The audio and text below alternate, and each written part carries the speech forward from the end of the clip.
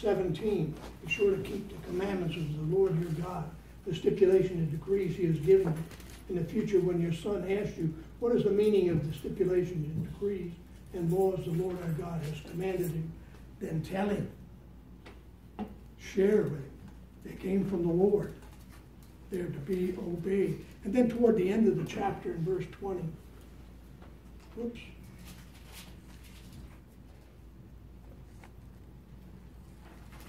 In the future, when your son, I read that.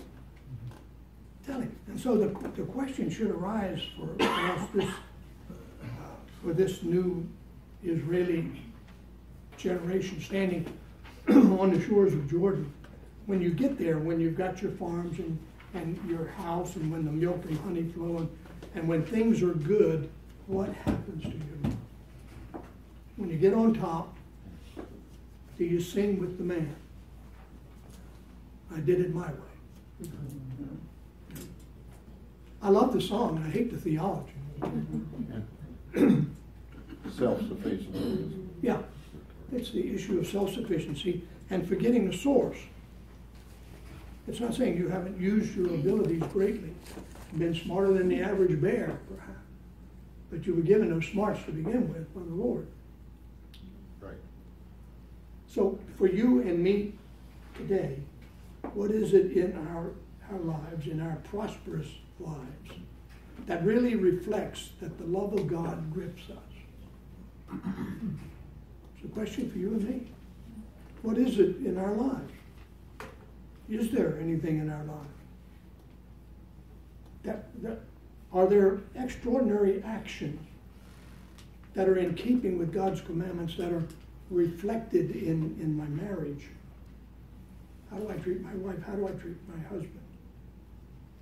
Do I read 1 Corinthians 15 and 13 and understand what love really is? Do I put her interest before mine? His interest before mine?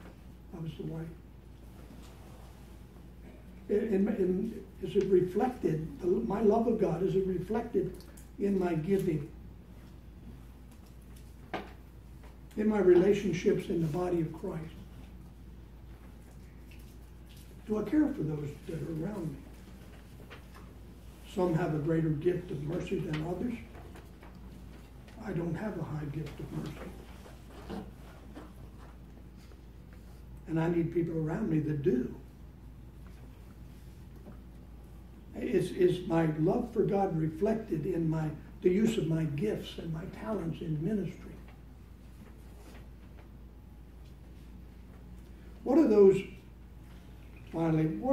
extraordinary things that really reflect that I have a passion for the Lord and a love for God in my life and in yours? That's the first question that Moses was asking the people. And I think the Lord was asking of us the same thing. So we'll stop there.